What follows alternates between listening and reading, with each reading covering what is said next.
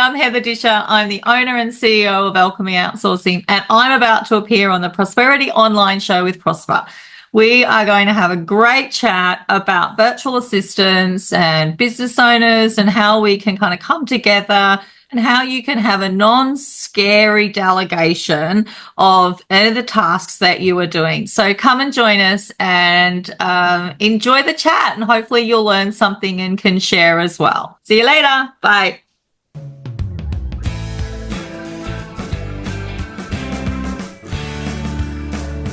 Ladies and gentlemen, welcome to yet another exciting episode of the Online Prosperity Show. I'm your host, Prosper Taruvinga, and today we have the pleasure of speaking to Heather. Now, Heather, how are you doing today? Good, thank you. I'm thrilled to be here. I'm loving the energy that you push out into the world. So I'm thrilled to be part of that universe with you today. Absolutely. Well, the pleasure is all mine, knowing that you've been there. You know how it is when people are working long hours and doing everything themselves, and you are here to the rescue. Now, for those that are meeting Heather for the very first time, she's a remarkable entrepreneur who's made it a mission to transform businesses by connecting them with the right virtual team members. As you have heard me say this a lot, if you want to go far, you go alone, but if you want to go further, you go together. And having a great team that is fit for purpose is the best way for you to actually go there. So just imagine going to to work, and you're working on endless tasks, and you've got endless hours, you're juggling just about everything all by yourself. To the opposite, which is having the support of a tailored team members who actually aligns perfectly with your needs and your values. This is what Heather does, not only for herself, but for those that in her, those that will end up working with her. So by the end of this conversation, you'll not only see how or why Heather's expertise could be the missing piece in your business, but you also start feeling that deep connection with her story and the lessons that she's learned along the way. So buckle up for, I think, a conversation that's going to be filled with humor. We've already started laughing. We're laughing about how my little kids have been playing with my microphone in here, and if I would have had, if I didn't have somebody who told me or helped me along the way, everything will be chaos then. So I think today's conversation is what a lot of entrepreneurs are seeking right now, and it might just spark that transformation you have been waiting for. Now, Heather, tell us a little bit about your journey so far and what got you into this space of being, the savior for the business people that you're helping these days. Savior, I love that. As if my head could get any bigger. Now I'm a savior. I love it. So I've been on a really, a little bit of a different journey than many others. I decided when I was 14 and 15 that I wanted to understand how businesses worked, because I wanted to change the world through leadership. So I was trying to work out, how does a business work? How do people make decisions? Where do they connect? Where do they come from? And all of this stemmed from my inability to be relevant in school. I was heavily bullied in school, and I was looking for a way to find a place where I could fit and could contribute to the world. Along the journey, I've worked internationally in many different countries, in multiple companies, for some of the biggest companies in the world. And I have this passion for supporting small business owners. So those SMEs all around the world, I love them. That's where innovation comes from. 90% of the world's economy and employment is coming from micro, small to medium enterprises. Big business is great. We all need them, but they need to get out of our way, right? So understanding how businesses operate, getting to unleash my own entrepreneurial spirit. And I've had a number of businesses over the years, I imported designer shoes from Italy and Spain. I know, right? And sold them online when none of these items were being sold online. It was just information. This was before, Google really took over.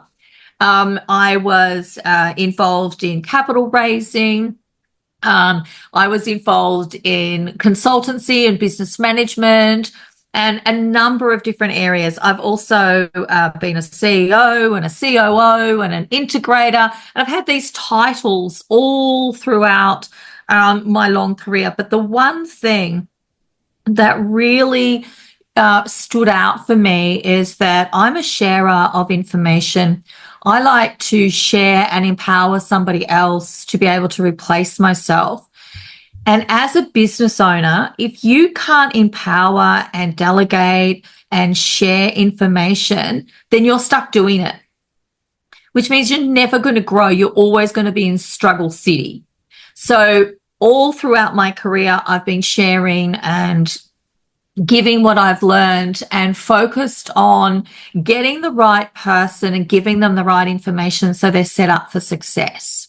So throughout this journey, I've met some truly horrible people, and right, they exist. Anybody's ever worked for somebody that's truly horrid? You're shaking. You agree. Like, we all have. And you want to emulate the opposite to that. So, these individuals who are not inclusive, that don't share, that don't give you opportunity, I don't want that for anybody or for any worker. So about 6-7 years ago, I was working with an incredible entrepreneur who was running a coaching business before coaching businesses were all the rave. And he was running it virtually. This is before COVID. The world exists now pre and post COVID, doesn't it? So this was the pre part. Yeah. And we needed staff to support the delivery of the programs and to support the clients. And I was really struggling. I was running the company for the owner at the moment. I was really struggling to find the right people, and they just weren't the right fit. They didn't get it. They were all about, well, how do I work from home, or how do I do this, rather than what do I give and then what do I get back? Like, what's the ripple effect? What's my impact? So I went sort of on a bit of a virtual tour around the world to virtual workers or VA organizations, and they were quite horrible. They were focused on hourly rates. They weren't focused on a connection between the virtual worker and the organization, the company I was working with. There was no real connection. It was just someone in the background doing some work. And I didn't want that. I wanted their virtual assistant to become part of the team and to understand the values that we had as a business and to be part of the growth of that business, to be part of something, to be working every day and be part of a team. That's where Alchemy Outsourcing was born. We couldn't buy or outsource what we were looking for, so we created it. So we built it internally. Yeah, look at you laughing. I know, right? Entrepreneurialism at its finest. Couldn't find it, so went and created it ourselves. So, and then Alchemy we were doing so well internally. Clients were saying, can we have one of your workers? Can you get someone for us? Can you help us find somebody? And it was all about the process that we went through to match.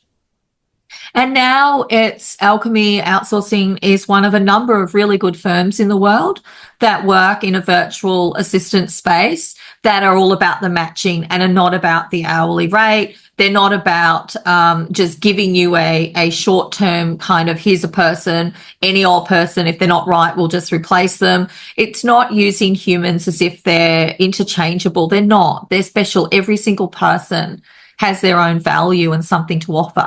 So getting the right person into the right job is why all of this came about. So, and my passion for that ripple effect, where everything we do has a ripple. Sometimes it's a negative ripple, but, because we're not perfect, but generally having that positive ripple where every time we have a client and then the client, we get a virtual assistant, we bring them together, those two individuals have a ripple effect. The business is growing, the entrepreneur, the business owner is having their time freed up, or they're getting support, or whatever it is, there's a positive ripple effect.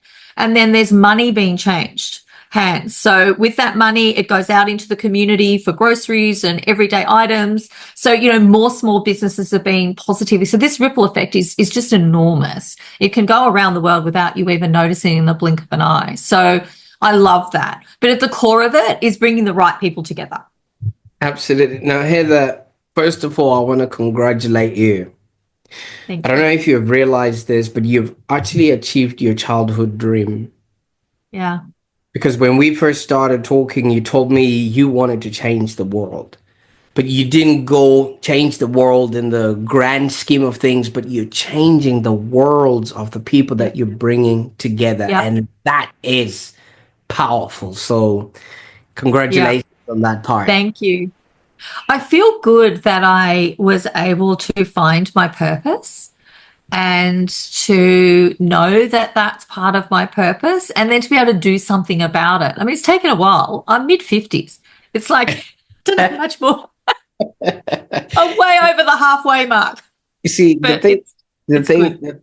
yeah, even Kendall Sanders found his passion and his drive at 70. So it's not necessarily the edge factor, but it's at least, even if you get to leave one day of your Yeah. passion, that's more than enough. So many people go through life, first of all, in jobs that are not suited for them, especially if they're on the VA side, or if they're the entrepreneur with people that are not suited for that job, and everyone is crying, Yeah. but there's no Yeah. middle point in there. But Yeah. but just based on your story alone, Heather, you present to us as having started as an underdog. You were the person that was being bullied at school and things of that nature. First of all, if the bullies are watching this right now, where are they now? I don't know, but they probably don't want to walk anywhere near me. I still harbor some resentment. Absolutely. But you went on and you worked for bigger companies. That's an achievement in and of itself. You would have learned Yeah. the systems, the processes, and you would have learned, the hiring, the firing, stuff that Yeah. happens at a higher level than it happens at small business level. What were some of the Yeah. trainings that you're now, or the teachings in those big companies that you're now sort of passing down the elevator for the small business owner who hasn't experienced them? Yeah. So at one point in 2000, which was, when the world was going to implode with the Y2K bug, so we were all going to, the planet was somehow going to fall out of we were just going to spin into nothingness. Hilarious. But I was working for a technology company that did bespoke search engine. This is before Google.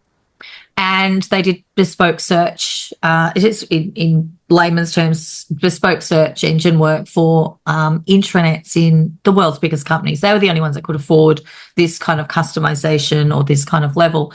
So as I said, I was literally working for the world's biggest organizations, and I was working with their boards and their key leadership team. So I was able to see, and since then I've also heavily involved in governance boards, because that's where you can change the world, and I really did want to do that as well. But what I saw was an incredible value on culture, even when they didn't really understand that was the culture was what they were talking about, in that the leaders of the organization were emulating a type of behavior or style and making decisions based off the values they had created and the mission that they were working towards. Way back then, those missions and visions and all these statements were so far flung, nobody knew what they meant. But behind the scenes, the key leaders did know. And we've gotten better at understanding our purpose or our vision or mission, call it what you will, our why for why our businesses exist and what we're trying to achieve. And also those values. And values have been something that I didn't know that I was leading my life with, but I absolutely was. So the values of an organization and how they are driven by an individual means that no matter what department an organization works in, the leaders are pushing down the same message. Here's the reason we're doing something. This is how we make our decision, and this is the direction that we're going to go. So then once you have a very clear process or vision or step or direction, you can go anywhere with anyone because you can tell them about the journey and then they want to be part of that journey. So when I was learning from these, these largest companies, they have multiple different departments. An SME has a business owner. They might have a finance department, marketing and sales, and marketing comes before sales, just in case for those people that keep saying sales is first. It's marketing before sales. Thank you. I There's leave another sales without day. marketing. And then there's HR. And HR or human resources was always an element within a business. Unless you are working as a solo business owner, there is a human that is working with you in some form or another. They could be a contractor, but there's a person. So making sure that SMEs had very strong human resources idea that you don't need to have all of the policies, you don't need to have all the procedures, you don't need to have all the fabulous recruitment systems, but you do need to have a clear understanding of how you're going to treat somebody else in your business. What is their value? How are you going to measure and monitor their performance? How are you going to set them up for success? Now, the biggest companies in the world have so much money. They've got so many people. They just interchange people. So often it's crazy. They write off millions of dollars off their bottom line because they get the hiring process wrong and they've got to keep changing people over. An SME can't do that. So one of the key elements that I learned was that if you don't get it right at the start, you need to move on really quickly. So you hire slowly and you fire fast. And these are one of the things that I've learned over the years as a small business owner. If you don't fire quick enough, and by firing, I don't mean being mean or, just getting rid of a person, but that you need to move them on or help them find something that's more suitable because they're in the wrong person in the wrong role. So getting that match right. So that was a critical element that I learned. I also learned about strategy.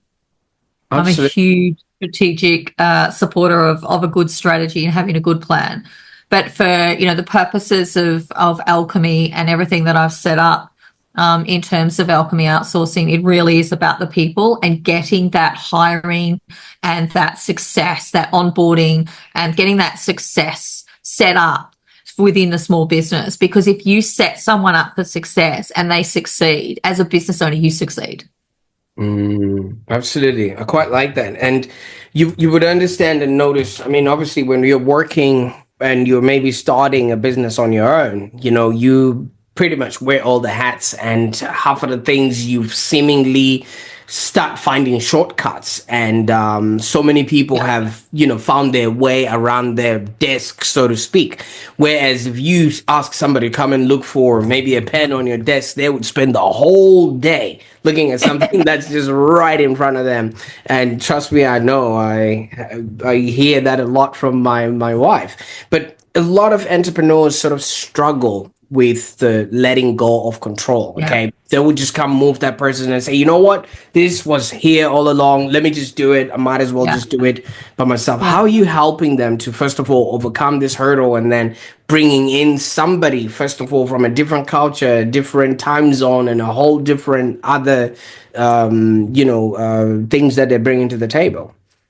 I think it's really important to acknowledge for those business owners and entrepreneurs that find it really hard to delegate, that feel really uncomfortable, or sit in a space where it's easier, it's just quicker and easier if they do it. It's important to acknowledge that they are incredible human beings and they are good people. It's also important to, to sort of say to them, so are you going to be doing this in a year? What are you going to do differently tomorrow that is going to take you into a different space in a year or 2 months or 3 months? Are you going to sit in that same decision 2 or 3 months down the track? You won't be able to. So you'll either end up in a mess, you'll either end up, you'll be the person in your own way. You will end up in no growth because there can't be any growth, because how much time can you put in? How far can you push yourself? When you hit your limits, then what? So it's at that stage where you need to say to them, if you want success, then you have to share your time in a way that gives you that success. So it's really acknowledge and love them for who they are because they're incredible people and we were one of them. All Mm. right. But I know the value of delegation now. I do not sit at my desk saying, oh, it's quicker and easier if I do it myself, because I know now that it's not in the long run. It might be today, but in the long run, it's not. I can grow my business by giving of my time and going into a space of discomfort where I'm like, okay, I'm sharing something that I always do and it's my baby and it's my business and it's really hard for me to share this. It's okay if it's hard. But if you share it with the right person and someone finds the pen on your desk and you never have to look for a pen on your desk again, then it's worth giving them the chance to take that time and spend 3 hours and find it. Because once they find it, they know where it is and they can do it again and again and again. And they won't take the same amount of time. So answer to your question is acknowledge the fabulousness that these people are. We love you and we fully understand. And secondly, get out of your own way. I mean, seriously, get out of your own way. I mean, if a friend was telling you this, would you say to them, come on, just get someone else to do the job for you? Like, look in the mirror and pretend you're talking to a friend. Get out of your own way and give yourself a break and know it's going to be uncomfortable, and that's okay. Discomfort is good. It's where we Mm. grow. Absolutely. I love that because you can't climb the ladder of success with your hands full. Ah, ah, With and with everything, you're trying to get to the top of the ladder, go to meetings, you've yep, got everything that you've got and you're holding yeah. on to it. People will be like, get out of your own way. Get out of your own way. It's like hand it up. It's like bring a whole team of people with you. Bring all the resources that you need. Explore what could support and help you. It's we tend to do the same thing over and over again because it's what we know, and we're very busy, and we're delivering on what we know. But that's not growth. Do you That's think business as usual. Do you think it's fear, though, Heather, that somebody would be afraid, first of all, that maybe they might be caught out, or second, they would now sit and twiddle their thumbs, not knowing what they're supposed to do? Because only recently, I think that was almost a year ago, did I actually relinquish the control of my calendar. And now my calendar is actually much more filled up than it was when I was running it. And Yeah. I'm just thinking to myself, I literally was driving the Ferrari with the handbrake on just because I didn't want to get a speeding fine. Yeah, yeah. I think fear is definitely, it's not comfortable being uncomfortable. Right. So there's a certain sort of, our mind kind of says, but you're going to be, you're going to feel uncomfortable. I don't want you to feel uncomfortable. Don't do that. Just do this. But there's also, the fear of the unknown. It's like, what happens if it goes wrong? And the great thing about that is that it will go wrong at some point because we're dealing with humans and we're humans, we're not all perfect. So something will go wrong somewhere. But that's okay too, because in those challenges are the opportunities. That's where we learn and grow. If we go through life and it all just works for us and there are no challenges and everything just keeps going right all the time, then how do we know that we're on the right path? How have we tested?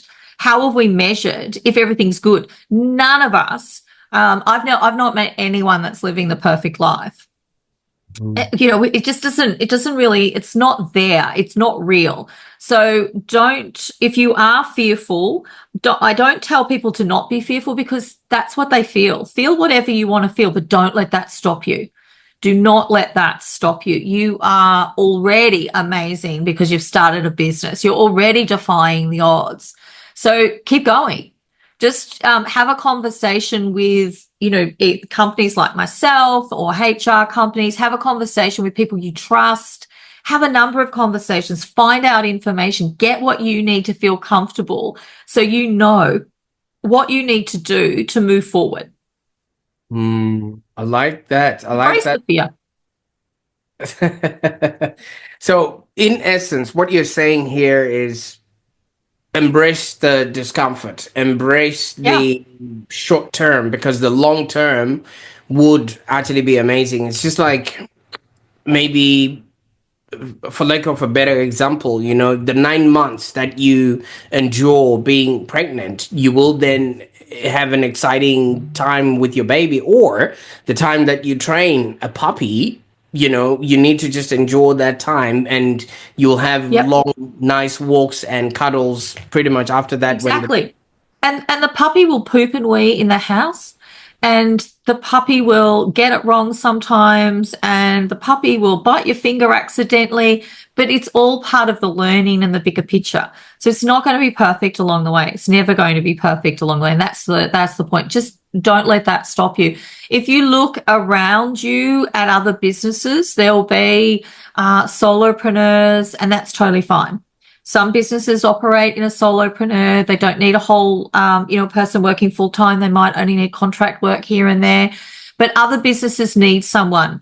There's a reason for that, because no one business owner can do it all ongoingly and grow. So if you've got a business and you are offering something amazing, whether you're selling a service or a physical product or whatever it is that you're offering to a community, somebody wants that and more people want it. So free up your time so that more people can get access to what you're offering or selling. And to do that, you need human help.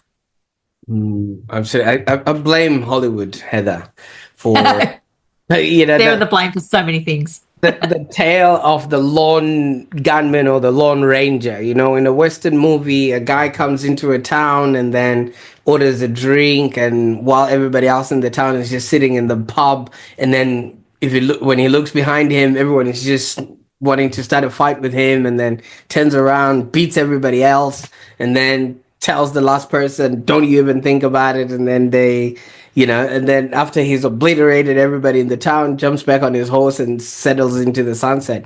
And then there's the advent of the entrepreneurial hoorah that, yes, I'm self-made and things like that. So people would shun having just even someone who helps you with your emails or something behind the scenes, just so that they still want to claim the self-made badge of honor, which they think everybody cares about.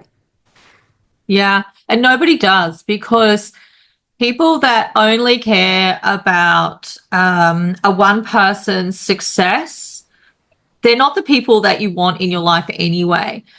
If you're able to acknowledge, particularly as a business owner, that I am successful because I had a great idea, I articulated it, I formed an organization, and I have great customers, and I talk to my customers and I connect with my customers.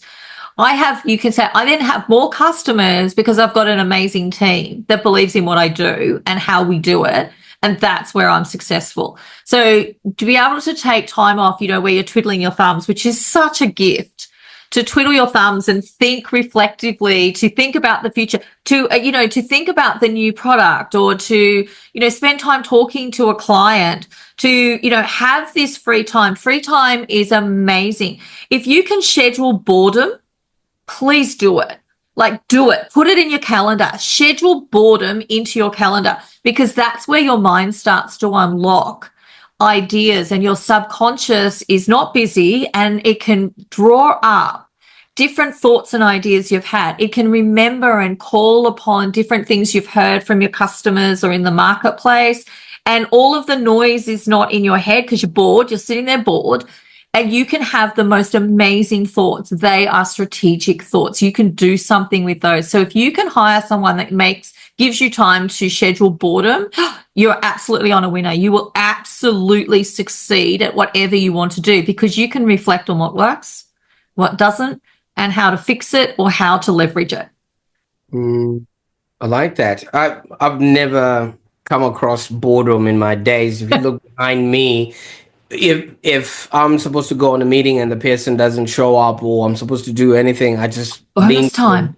to the right, and then I'm reading, I'm learning, I'm creating, Yeah. you're saying. Yeah. But for some people that might find it very difficult to maybe start identifying which sort of roles or tasks can a business owner start delegating, because some people might not be sure the level of letting go, so to speak. Yeah. that Okay, so they the can. practical levels, we have what we call a task audit, and happy to share it with anybody that wants it. And basically, it enables you to jot down all the things that you do, like the little things that you do, the big things, all the things, the task orientated things. So I check my email, and I responded to people, I answered the phone, I cleaned out this, I did some research here, I went into like all of the things that we do every day, all of the things that we do. So everything you do, you put it, you jot it down, and then what you do is you put next to it, how often do I do this? Do I do this daily? Do I do it weekly? Is it monthly? Like, how often do I do it? What's the frequency? Then next to that, you put how much time you spend doing that. So you might say, I check my socials 10 minutes a day, but it's really 20 because we're on social media, right? And I lose 10 minutes every time I go in there. So you might put that in there. And then what you do is you have a look at that task, and you can take a couple of weeks to, write down all the tasks that you do just as you're going about your day, and or unless if you want to stop and think about it. But generally, there's a whole heap that you're doing that you don't even realize you're doing. And then what you do is you look at that and say, which tasks do I want to delegate? Like, if I could get rid of this task, who would I give it to? Do I need to contract somebody? Is it a marketing expertise? Is it an admin? Do I need to bring someone in and it's a team member? Like, what is it that I need to get rid of this task so someone else could do it? And then from there, you're basically able to say, well, these 5 or 6 or 7 or 18 or 30 things that I want to get off my task are all admin orientated, or they're a combination of marketing and kind of admin. So then you might say, okay, well, I could actually have I could contract an outsource organization to help me with these marketing tasks, or I could have someone in-house and have an in-house sort of marketing person monitoring my socials, or I could have somebody in-house to manage more my customer and my orders online. So all my customer ordering, all their outgoing, all the inventory, all of that stuff, I can have someone else come in and manage all of that. And then once you know that, then you can have a conversation with, then you need to think about, do I need someone in my business, like physically in a space, or can that be done in what we call the back office? So can that be done from anywhere? Is it a role that can be done online, virtually? And if the answer is yes, it can be done virtually, then it's time to reach out to an organization such as Alchemy Outsourcing, have a chat about what a virtual assistant might be able to do. Is it a full-time role? Is it a part-time role? Is it outcome-based? If you're a really small business, you don't have 20 hours, you don't have the budget or the work for somebody to do 20 hours worth of work, and an expert in their field to do 20 hours worth of work. So we will set you up with what we call an outcome-based solution, where we might say, okay, they need to check their emails for a couple of hours a day and make sure that everything's processed. So then it's outcome-based rather than a part-time or a full-time role. So it's about getting the right match for what you need. So that task audit, so you could either do that yourself or you can reach out to us and get a copy of it. But create a list of the tasks that you do, every task, no matter how big or small. How often do you do them? Daily, weekly, fortnightly, monthly, whatever you do, and how long it takes you to do them. And then you'll see the amount of hours you spend doing tasks that you should not be doing. Wow. That's the key part about knowing. That's a really simple way to kind of go, wow, I'm doing all of these things. You can then make a choice and say, it's okay for me to do these at the moment because I'm building my business and I need to understand these elements of the business. And then you're owning it, and that's okay. But do a task audit. Absolutely. I like what you said. I don't know if you can see, but I only have 8 tasks in a day that I'm supposed to do. And in essence, all that and then the rest gets, delegated, Delegated. just this show alone. My part is just sitting here and talking to the guests, how the people usually come in. It's usually all done behind the scenes, the follow-up, all of that stuff. And I just know that the good thing that I know is talking to the people. What then happens after that, the editing, Shout out to you, Ella and Sam. I don't know how they do it. I just see the photos and Yeah. the thing come out. But what qualities should one look out for, say, in a virtual assistant to ensure that they're not just skilled in whatever it is that they're doing, but they're actually a cultural Yeah. fit? Because Yeah. skill, yes, they could be talented in everything they're doing, Yeah. but it's a nightmare to work with, even for other team members if you've got more than one. Yeah. I think what I believe and what Alchemy Outsourcing works with is a whole person. So you can base off your role and the tasks you want done based off skills. So you can make sure that they have the skills. But remember, skills can be taught, character cannot. So then what you're looking for is lived experience. Like, how do they live? What is their experience? What value do they bring as a human? Not just a skills machine, but what's their lived experience? Have they worked their entire time in imagery or voice? Do they love communication? Are they movie buffs? Do they, what do they love? Do they like to read? Like what is their lived experience? Do they have kids? Do they have animals? Like, what is their, who are they as people? What do they want to achieve in life? And what are their key values? And do the values align to your organization? Does the culture that you share as part of a leader of your organization, does that fuel them? Does that encourage them to add to that culture and contribute, or does that stifle them? Because we sometimes meet people and they've got the amazing skills, like, right, mad skills, or someone used to say ninja skills, amazing, absolutely amazing skills. But then they can't have a conversation with you because they don't really connect with you, or they're not really certain what you're trying to do, or they don't really have a liking for your industry. They're not really moved by what your purpose is or what you're trying to do. So everything that they do, their mad skills, is just that, skills. There's no heart in it.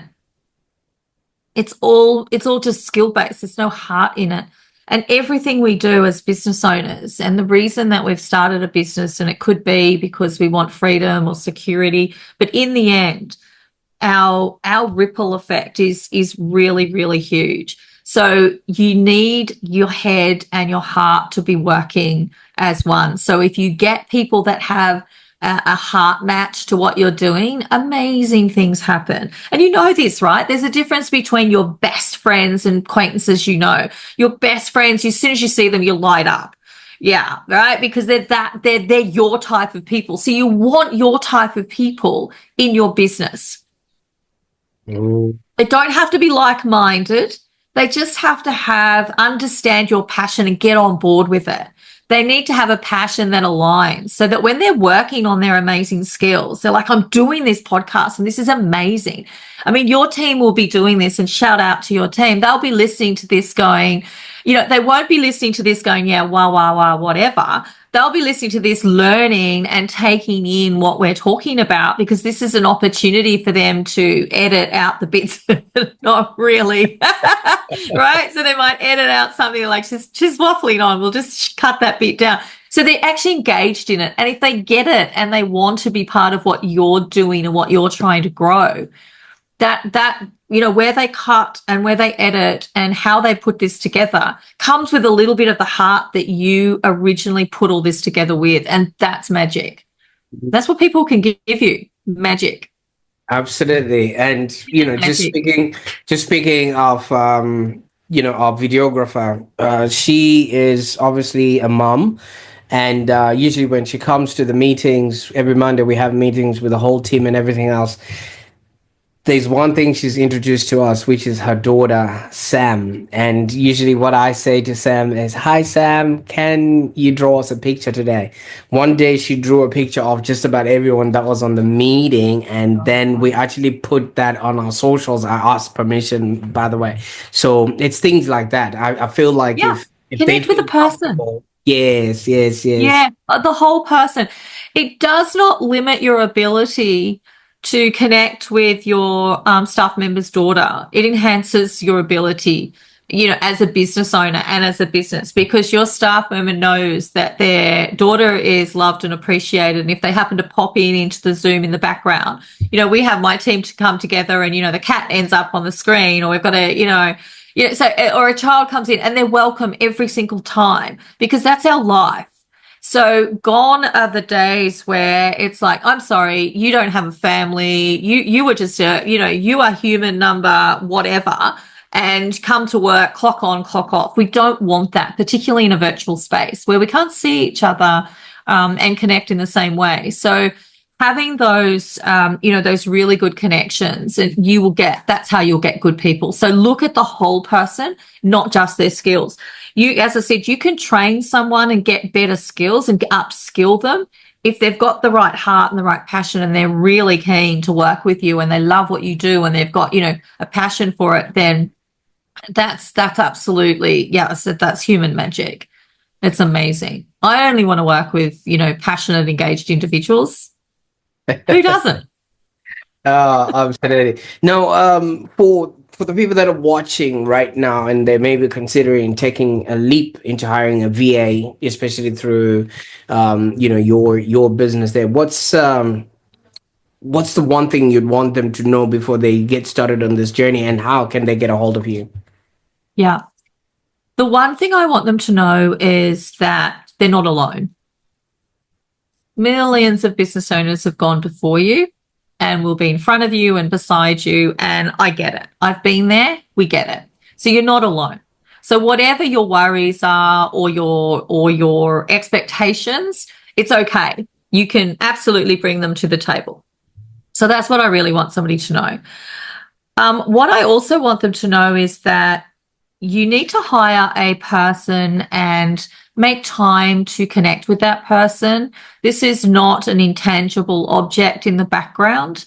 So if you are somebody who will take a moment to connect with the person in the background and want to know them a little bit and want to be able to show them your business and set them up for success, then you will be really successful. If you're not that person, definitely don't come to me for business, because I won't match you with anyone. Right? If you just need an interchangeable person, that's a whole different company to me. So that's kind of the two things I would say. And if you want to get a hold of myself, no obligation, just have a chat. We might be the agency for you, or we might not be. Alchemyoutsourcing.com. You can book in a connect call with me, which is a 30-minute chat, just to talk about what you're looking for, or answer any questions that you have. And again, there are also a number of other really good agencies all around the world that you can access. But if they start talking about hourly rates, then you have to start questioning, is this the right organization for me? Because remember, when you were an employee, you are more than the hour that you were being labeled, the hourly rate than you've been labeled at. Your input is more valuable than that. It needs to be a whole person kind of scenario. So it needs to be it's like, I'm hiring somebody to do these types of outcomes, not to just focus on an hourly rate. And there are a number of opportunities in Facebook and things, and they're like, for $5 an hour, we can have someone come in and do all of this. And you're like, my goodness, imagine what the person's being paid.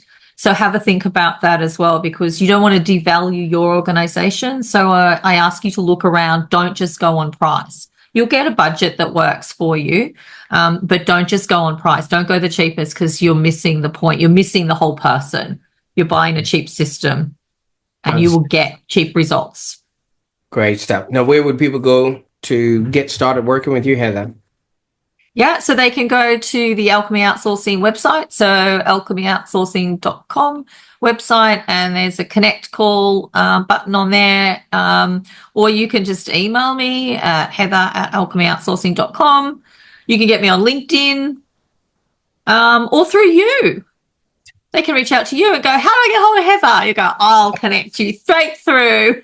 I've got the direct number. Absolutely. And I love how you've got Love Heart as your logo there, because automatically that just shows the culture behind what it is that you're creating there. Yeah. I really want to operate. Don't get me wrong, I'm shrewd. I am shrewd. I'm commercially focused. I mean, I sit on governance boards. I'm very strategic. So I am commercially astute and can, and can run business. And I've got run two businesses. I'm very commercially astute, but that does not mean that I don't do that with heart and a little bit of care and consideration for those around me, because that ripple effect. I'm very successful because of the amazing people that have been on this journey with me throughout my life. So, they have delivered things that, I could never do. I mean, if I go back to, working with that technology company, I mean, the prototypes were 60 million US. We had coders that I can't code. I know how to spell code, CODE. That's it. So I can't code systems. So I had to have these amazing code and these amazing technical engineers who were the most incredible humans on the planet. And I looked after them and they looked after me. So they did their job and I gave them the space to do their job. And all of the teams around me, I had a lot of people working just on one project and delivering. My job was to lead them, get them the resources they need, and to ensure they had everything they needed so they could deliver. And then my job was to translate what it was they were doing and why they were doing what they were doing. So, the success that I had then had nothing to do with me as a solo individual. It was a total team effort. I just was the leader. So I led the global team. And people wanted to be on my team because they're like, she gets the best contracts. But I also valued and appreciated the people that were on my team. And I gave them the resources they need so they could be the best they could possibly be. And that's a little bit of heart. I love that. Now, obviously, Heather, you introduced us to an entrepreneur that was into, what do you call them, designer shoes and from Italy and Spain. Now, what did you do with the stock that remained? Did you just donate it, or did you make use of it for your own? What stock that remained? We sold it. I was in a business partnership at the time, and it didn't. You learn things as you go, but the business partnership soured. And the personal relationship started to erode. So the business was scaled down. But the majority of the stock, it was all gone. We purchased well, and at the time, you'd only get 2 shipments a year, right? That's it. It wasn't because they weren't being mass produced throughout Asia. So 2 shipments a year and you're ordering a year in advance. So you're better off to understock than overstock when you're talking about luxury items, because then people want more. So, at the same time I was doing management consulting. So, my love of a pretty shoe and of a business were kind of combining.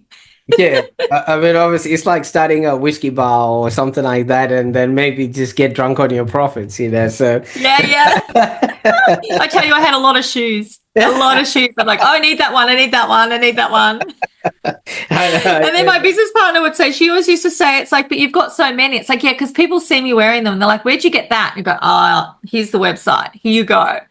So I sold so many just by wearing them and having a bit of joy myself. But I've been involved in a lot of different businesses over the years, and that one was always it was a very personal one, that one. Whereas now the majority of shoes I buy now are my trail running shoes. So so I can run the mountains with my dog. It's a whole other world, isn't it? So from designer shoes to the hawker, right? Is it the hawker? Yeah, exactly. Absolutely. Now, Heather, you also introduced us to the 14-year-old that was on a mission to change the world, of which you have changed the worlds of the people that you're placing in good employ and things of that nature. But if you could, I mean, knowing what you know now, just go back to that young lady who was being bullied and vilified, knowing what you know now about life, what piece of advice would you give to that girl? I would absolutely tell her that it's okay to hurt. Mm. I would tell her that it's okay to hurt, that we don't have to hide it. So I had a lot of baggage for a lot of years because we didn't deal with our emotions, and I was carrying that pain and that rejection, and carrying a lot of that as we do. You kind of carry things through. So I would go back and say to her, it's okay to hurt, and in fact, hurting is a good thing because it means we're alive, and you can make a choice. Then the pain or the shame or the guilt or whatever feelings go with that, they lose their power when you name them and claim them. So I would kind of go back to her and say, you got this. You're going to be strong enough to change the world and create massive ripple effects for goodness for humans all around the world. So you can sit in your pain. And it's okay that not everybody likes you or not everybody loves you or not everybody gets you. It's okay. I'm going to say this with utmost love and respect, Heather. You literally needed to go through that to be the person that you are today, because Yeah. what you are now teaching people is the power of Yeah. letting go. So Yeah. many people can't let go of, whatever stories they have or whatever workload they have, to let go and pass it on to somebody else. And you Yeah. just VA'd yourself there. Yeah. I know. And this is why, in so many ways I keep saying to people, and I've said this at the start as well, as a business owner, you're already fabulous. You're already amazing because we are. We are the sum of our past experiences, and we've yet to continue to evolve and be who we're going to be. And we are okay. We are good enough where we are, now. Can we be better? Of course. And we're going to be, because we're going to learn. Mm. We're going to continue to learn and evolve. So don't sit in the fear. Don't sit in the discomfort. You got this. We've all been there. We all understand. Come on the journey together and just, reach out and talk to someone, and somebody will understand and will get it. And as soon as you, unburden, yourself with that fear or that worry or that concern as a business owner, it just frees you up. And don't forget, find some boredom time. I love that. I'm definitely gonna schedule me Just a little something bit of that boredom time. I'm hoping my VA is not gonna remove that from my calendar thinking.